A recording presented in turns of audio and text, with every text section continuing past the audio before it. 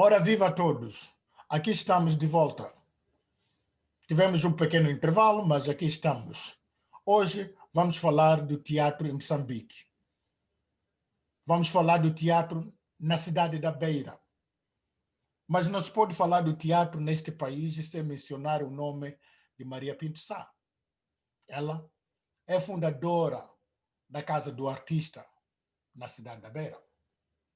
Ela é uma daquelas que empurraram o teatro para pegar. Estamos a falar da história de Chova Staduma.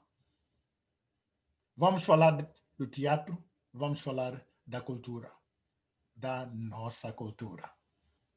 Aqui está minha amiga, a Maria Pinto Sá. Eu acho que Moçambique tem, na área do teatro, tem grandes valores. Acho que tem grandes valores. Tem gente, em Maputo tem grupos belíssimos, profissionais, semiprofissionais e amadores, muito bons grupos. Aqui eu vou falar na província em que eu vivo, não é? Que é a Beira, que é Sofala. O que eu sinto é que tem gente com atores com muita potencialidade, mas precisam de ter formação. E é isso que eu sinto muito. É porque o teatro que se fazia na altura da independência, o tipo de teatro que evoluiu imenso em Maputo, aqui continua-se a fazer o mesmo tipo de teatro, as mesmas críticas, o mesmo tipo de críticas sociais, e ainda não houve nada que tivesse alavancado, que tivesse levantado. Mas eu acho que precisávamos de mudar. Está muito a marcar passo sobre os mesmos problemas. Eu pergunto porquê é que não se pegam em peças Nós não temos, infelizmente, em Moçambique, não temos muitos dramaturgos. Temos grandes poetas, temos muito bons escritores, muito bons poetas, bons contistas, cronistas, mas dramaturgos não temos. E então vamos pegar em dramaturgos de qualidade e apresentar peças de qualidade de outros, com temática que é universal, não é? Falando neste ponto de dramaturgo, nos 45 anos do país, 45 anos da cultura na área de teatro, por que até agora ainda não temos? Uma boa pergunta que eu também não sei responder. Já se escreveu alguma coisa, mas fizeram-se mais ensaios sobre teatro do que propriamente peças de teatro, não é? Olhando assim o teatro que fez, estamos a falar dos grupos, os primeiros grupos que apareceram ou que se formou neste nosso país, tem os nomes como podemos falar de Chova, esse agrupamento. Antes o grupo cênico das Forças Populares, da FPLM, exato. Nomes de encenadores e dramaturgos como o Lindo Longo, isso sem dúvida que são nomes tanto de grupos como de atores como de encenadores que vão ficar para a história do teatro em Moçambique. O teatro,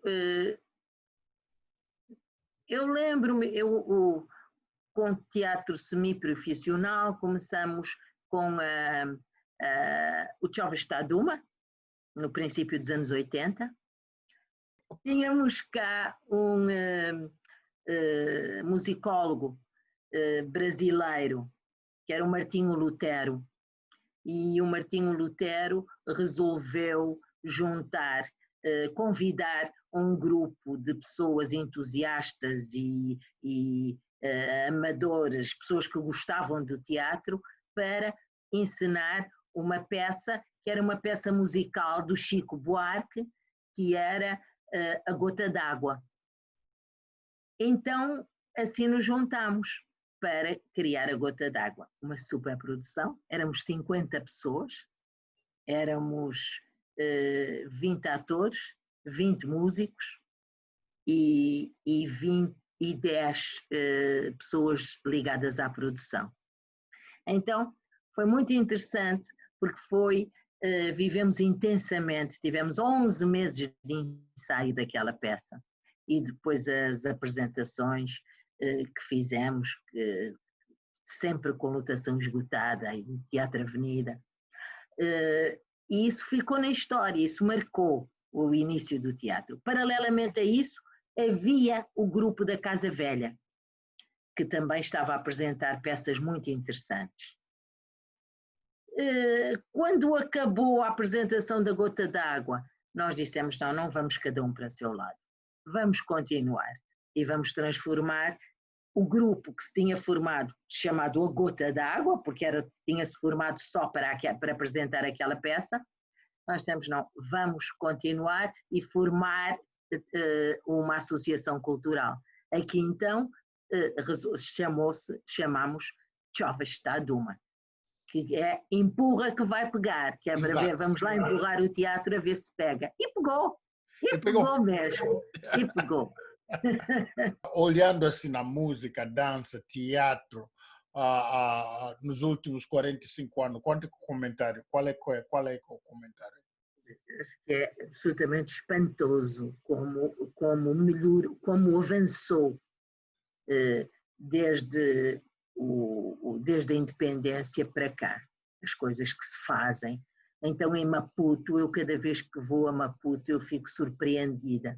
Há novos grupos, há escolas, há formação, há jovens, por exemplo, jovens escultores, uma criatividade incrível, dentro das artes plásticas, belíssimos artistas plásticos, escritores, temos muito bons escritores. Então, se faz assim uma retrospectiva, eu acho que é um balanço super positivo. E eu penso que, e não temos que, comparando mesmo com os países aqui à nossa volta, os países vizinhos, nós podemos nos orgulhar muito da nossa cultura e do desenvolvimento que a cultura tem tido ao longo dos últimos anos, não, da independência para cá. Acho que é muito positivo, em todas as áreas. E estas críticas que eu estava a fazer ao teatro, eu não estava a fazer ao teatro em Moçambique, estava a fazer ao teatro na Beira, que é aquele que eu conheço melhor e que me dói por isso. Uma pessoa, quando há qualquer coisa que a magoa, que lhe dói, faz barulho e tenta que as coisas fiquem melhores. Mas que é espantoso como a nossa cultura, a nossa arte tem desenvolvido ao longo destes 45 anos, é verdade, é absolutamente espantoso. E aí eu orgulho-me de ser moçambicana. Ouvi agora um bocado no fim, mas queria acrescentar uma coisa. Por que é que as nossas instituições da educação não estão mais envolvidas nisto? Universidades, até o próprio sistema de educação, falar mais sobre música, sobre cultura, sobre coisas... Devia fazer parte do nosso ensino. E as universidades abordarem esses problemas, quer dizer, terem investigação sobre isso. Uma ideia. Mas é uma contribuição muito valiosa esta aí. Realmente precisamos, não podemos avançar sem o ensino. Acho que tem toda a razão. Não podemos avançar sem investigação, sem o ensino. Mas como podemos envolver? Olha, Casimiro, por que é que nós não temos nenhuma instituição de ensino a trabalhar sobre a arte maconde. Zero.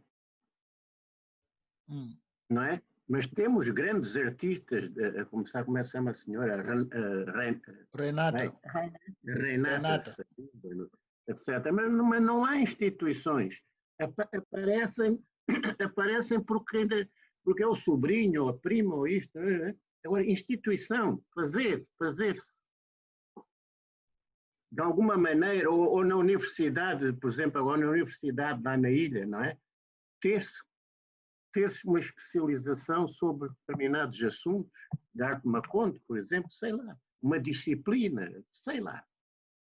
Envolvimento do nosso ensino diretamente nessa cultura toda que existe neste país.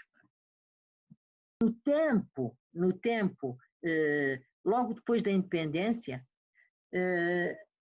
eu lembro-me que havia, eu acho que da outra vez já falámos nisso, havia, por exemplo, as empresas tinham grupos culturais, as escolas tinham grupos culturais. Eu lembro-me que fui professora da Josina Machel, eu era responsável do setor cultural, que fazia parte, que era tão importante, fazia parte como o setor pedagógico, o setor, os diversos setores, e era a cultura também. Agora, nas escolas não se fala na cultura, nas universidades não se fala na cultura. E isso é importante, é muito importante falar-se. Falar-se e desenvolver-se, porque a cultura é a base do desenvolvimento de um povo.